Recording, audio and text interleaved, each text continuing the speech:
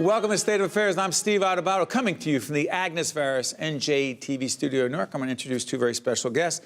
Ed Richardson, Executive Director of the New Jersey Education Association, and his colleague, Marie Blistan, President, New Jersey Education Association, with 200,000 members strong. Correct, Marie? Yes, that's absolutely correct. Not just teachers. No. Who We else? have teachers, child study team, librarians, nurses, custodians, bus drivers, cafeteria workers, maintenance, How long is this gonna security go on? personnel, it goes secretaries, for as long as it takes to answer that question. That's a lot. All of the essential Yeah. people we need to run our Yes. public schools. Wow, it's absolutely true. And by the way, I always say this when every educator, public school educator comes on. Thank you, all of you, for everything you do for our children and other children every day. Yeah, we're talking about a whole range of substantive, important issues, and let me disclose the NJEA, a major underwriter of the work that we do in public broadcasting, and as you know, a big supporter of public broadcasting. I'm curious about this. As we do this program toward the latter end of September, there's just been a deal struck between the Governor Murphy administration and public employee workers having to do with, help me on this if I'm wrong, renegotiating health and pension benefits, saving the state a significant amount of money. Set this up for us. So not pension benefits, but Only health. Right, state-provided health insurance. Our members are in a program called the School Employees Health Benefits Program. Other public employees are in another state health benefits program. So this was on the school employee side. Hold on. Communication Workers of America, they have a different... They're in the state employees health Got benefits it. program. Okay. There are design committees of both of those programs, and those design committees have equal representation from unions and from the administration. That design committee for the school employees program got together just yesterday and agreed to changes that will, in total, save the state about $470 million over 2 years. How does it save it? Explain it. Basically, there were a whole variety of changes that were put in place to really improve the way that care is delivered without diminishing the level of care. The big one is on the retiree side, I will say, having to do with the post-retirement medical benefits for Medicare-eligible retirees. The state bid and got a very attractive bid from Aetna for a program that is a Medicare Advantage program, but a much better Medicare Advantage program. Yep. Marie, let me ask you this. We had State Assemblyman John Bramnick, who had the Republicans in the lower house, and he said, you know what, that's a good thing. It's a step in the right direction, but, quote, it's not saving nearly enough. You say? I say that we have come to the table whenever we have been invited to find the best affordable health care, quality health care for our members. So this is the deal that could be struck at this point. How about if someone said, go further? Well, you know, Ask I more think of public employees, you say? I think people have to remember that we did go further. Back in 2011? No, not even. A couple of years ago, we came to the state and said, you know what?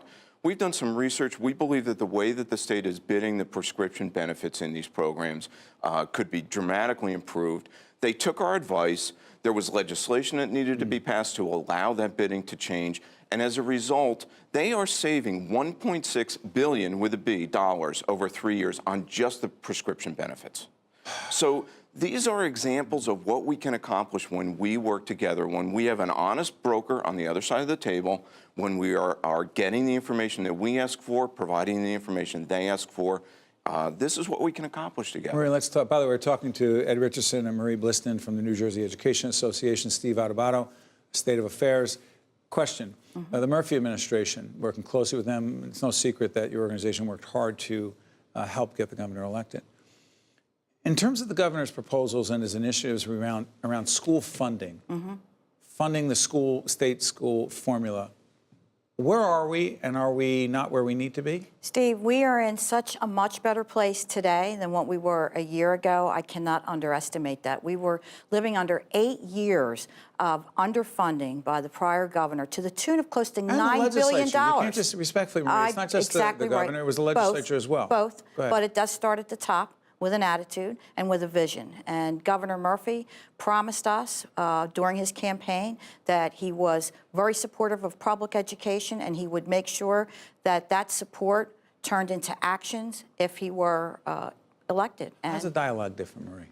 Well, first of all, there is dialogue. We have been invited to the table. We have been invited to speak with him and his administration on all the matters that pertain directly to our members who are working in our classrooms, our school buses, cafeterias every single day. You know, one of the other issues that's important, and actually I was just telling Ed and Marie that the Commissioner of Education was scheduled to be here today. There was a scheduling conflict. He will be joining us. Jackie Heyer, our executive producer, is going to make sure that happens. Our team is going to bring the Commissioner of Education. Why do I raise it? Because there's another issue that's important to all of us who happen to have children in public schools, the PARCC test, standardized PARCC test. A few years ago, hey, this test has to be done. We have to know how our kids are doing, and we have to tie those results to how we pay teachers and how we evaluate teachers. Where are we today on that, and why is the Commissioner of Education so important, Ed? Well, you raised the connection to teacher evaluation, and the commissioner under the law does get to establish the percentage of a teacher's evaluation that's attributable to student growth percentile, they call it. It's change in the testing for that cohort of kids. This was something that was in vogue when the law was passed, these value-added models. It actually was required in the past by the federal government.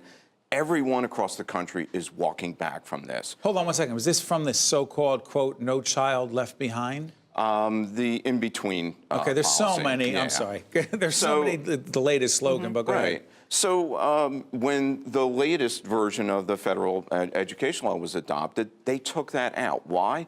Because these value-added models have essentially been debunked as really kind of bogus science. I mean, how you measure a teacher based on student standardized test performance? Exactly. And everyone from the PARCC consortium to the company that created PARCC has said that the test was never designed to be used this way. And so the commissioner correctly said, okay. Commissioner of Education. Yeah. Correctly said, I have the authority to establish what percentage of the evaluation this will be. I'm going to set it at the lowest possible percentage. 5% is what he said. What was it? It was 30. From 30% to 5%? Yes. And all of the research backs this up. He made an absolutely correct judgment about that. He also points out that only 17% of our teachers have this baked into their evaluations, and he correctly focused on the disequity that exists when you do that to just 1 in 6 teachers. Let me ask you about this. How important is this, Maria? You've been in the classroom. Look, I've been 30 years in the classroom. Tell folks real quick.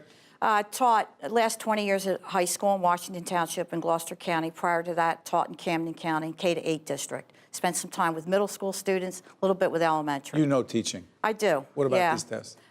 They absolutely need to go. We are supportive of any testing, and as somebody else has said better than I have said, teachers invented tests. So testing is not the issue. Standardized testing? Standardized testing still has its place in our assessment system, absolutely. But it does not have a connection to what we do in the classroom. So you asked me, what do we do in the classroom? I assessed kids every single day, multiple pass. I watched kids. I asked questions of kids. My idea and my focus to test a kid was not to catch a kid, but whether to see whether that child was learning the concept of where I needed him to be. If not, I was able to readjust my teaching right then and there. And what she's saying is... one more topic to bring up. Go ahead. Okay, what she's saying is so important because the Department of Education has proposed regulations to the State Board of Education that will dramatically scale back the footprint of testing, standardized testing. But one of the things that's ignored in that proposal is it will require timely reporting of those standardized test results to teachers and to parents for the first time. So we will all get to see, are kids doing well, and in what areas do we need to try to improve what we're doing? Real quick, before I let you out of here, only a few seconds left. School consolidation. Say Senate President Steve Sweeney going to be here in just a little bit, talking about his recommendations that came from a task force. Okay, let's consolidate schools. We've always said school consolidation should be with the buy-in and agreement of all the stakeholders at the local level, should it be including mandated by the state? I don't think that's a reasonable approach. Our voters, our parents, and our educators need to weigh in on whether it makes sense. And whether it's good for students. That should be the #1 question. How is this going to affect our children? Marie Blistan, Ed Richardson, the New Jersey Education Association. I want to thank you for joining us on stage. Thank you for having us. Appreciate it. Anytime. Pleasure. Stay back. No, I'll stay here. You come back. We'll see you after this. Only 30 years. I can get this right. State of Affairs with Steve Adubato is a production of the Caucus Educational Corporation, celebrating over 25 years of broadcast excellence. State of Affairs with Steve Adubato is brought to you from the Agnes Veris NJTV studio at 2 Gateway. Funding has been provided by Englewood Health, the Northward Center, Rowan University, New Jersey Resources, the Healthcare Foundation of New Jersey, MD Advantage Insurance Company of New Jersey, and by International Union of Operating Engineers, Local 825. Promotional support provided by The Record, North Jersey's trusted source, and NorthJersey.com. And by Commerce and Industry Association of New Jersey.